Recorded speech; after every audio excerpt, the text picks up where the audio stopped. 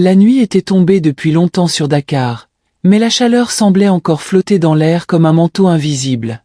Les rues de l'université Cheikh Anta Diop s'étaient peu à peu vidées, ne laissant que quelques lampadaires fatigués et le bruit lointain des vagues frappant la corniche.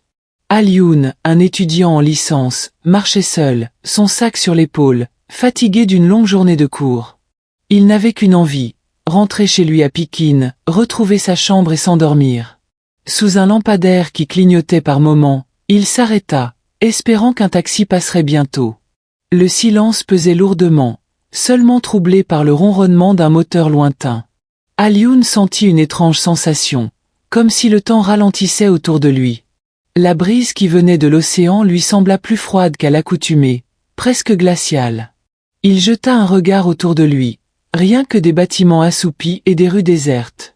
Pourtant, son cœur battait plus vite qu'il ne l'aurait voulu. Peut-être était-ce la fatigue, ou peut-être était-ce ce silence anormal qui régnait dans une ville habituellement bruyante et animée. Dakar, même la nuit, ne dormait jamais vraiment. Mais cette nuit-là, tout paraissait figé.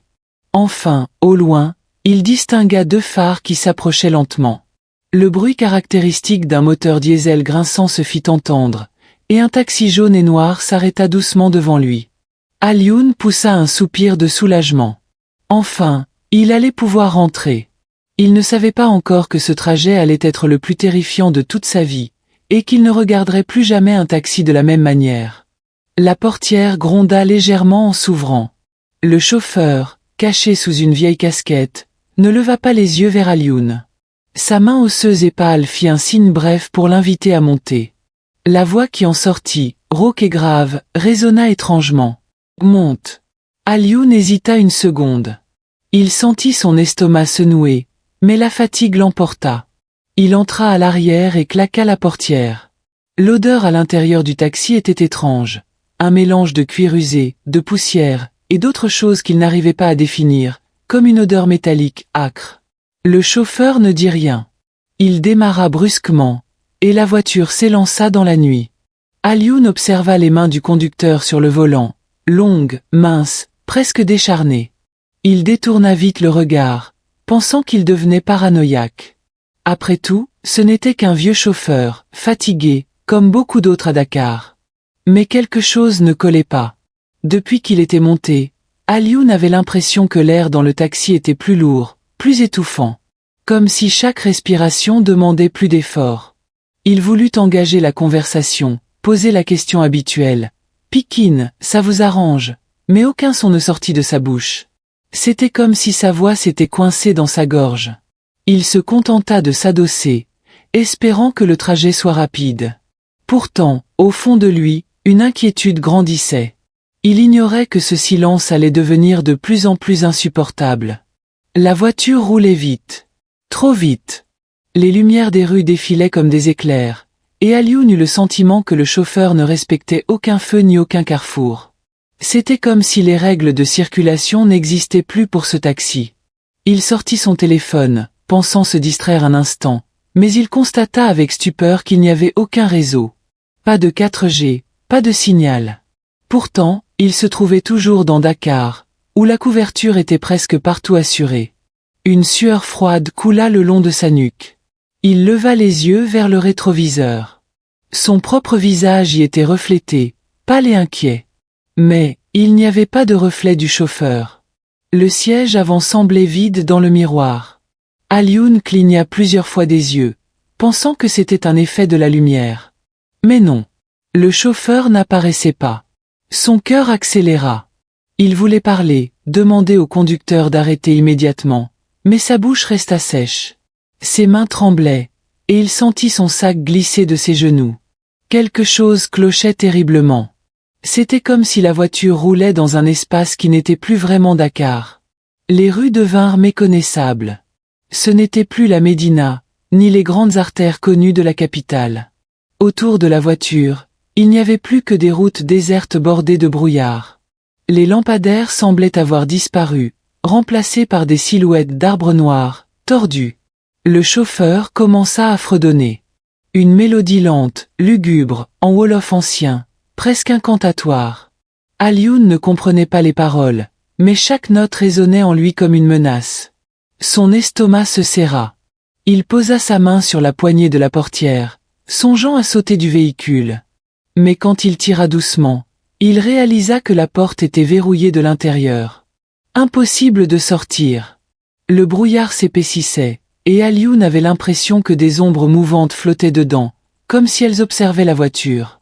Ses yeux fixèrent la vitre, mais chaque fois qu'il croyait distinguer une forme humaine, elle disparaissait aussitôt. Il commença à murmurer des prières, la voix tremblante. Mais le chauffeur, sans tourner la tête, ricana d'un rire guttural qui glaça le sang d'Alioune. Soudain, le chauffeur tourna son visage vers lui. Alioune étouffa un cri. Les yeux du conducteur brillaient d'un rouge intense, presque incandescent. Sa peau, autrefois cachée par l'ombre, était grise, presque translucide, laissant apparaître des veines noires qui pulsaient comme des serpents. Ses lèvres se retroussèrent en un sourire monstrueux, révélant des dents longues et acérées, semblables à des crocs. La voix qui sortit de sa gorge n'était plus humaine. « Tu ne rentreras pas chez toi ce soir. » Alioune recula instinctivement contre la portière, son souffle court. Chaque seconde paraissait interminable. Le taxi roulait toujours, mais l'étudiant ne voyait plus la route. Tout était devenu une masse sombre, irréelle. Il tenta de fermer les yeux, mais la terreur le paralysait. Son cœur battait si fort qu'il croyait qu'il allait s'arrêter. Au bord de la route, des silhouettes apparurent. Hautes, minces, sans visage. Elles restaient immobiles, tournées vers le taxi, comme des statues de ténèbres. Alioune sentit leur regard invisible peser sur lui. Elles ne bougeaient pas, mais leur présence était suffocante. Certaines semblaient s'incliner légèrement, comme si elles saluaient le chauffeur monstrueux. Alioune tenta de détourner le regard, mais plus il fixait ces ombres, plus elles se multipliaient. Des dizaines. Des centaines. Toute la route en était bordée. Le chauffeur riait, une main griffue tapotant le volant, comme s'il savourait la peur de son passager.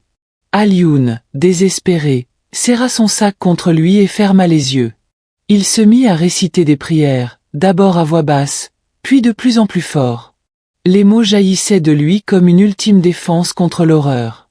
La voiture trembla, le moteur gronda, et tout à coup, un silence brutal envahit l'habitacle. Alioune sentit son corps projeté vers l'avant. Quand il rouvrit les yeux, il était à terre, devant sa maison à Pikine. Son sac gisait à côté de lui. Il haletait, tremblant, incapable de comprendre ce qui venait de se passer. La rue était déserte. Aucun taxi en vue. Seul le bruit des chiens errant au loin troublait la nuit. Il resta là, à genoux, incapable de bouger. Son esprit refusait d'accepter ce qu'il avait vu. Alors qu'il ramassait son sac, il sentit quelque chose dans sa main. Une pièce de métal froide. Il la regarda à la lumière du lampadaire. C'était une vieille pièce rouillée, gravée de symboles étranges, qu'il n'avait jamais vus auparavant. Alioune sentit son sang se glacer. Ce n'était pas un rêve. Quelque chose s'était réellement passé. Le lendemain, il raconta son histoire aux anciens du quartier. Certains hochèrent la tête, graves. Ils connaissaient la légende. On parlait depuis des générations d'un taximan des esprits, qui apparaissait certaines nuits pour emmener les âmes des vivants. Alioune, lui, ne prit plus jamais de taxi après minuit.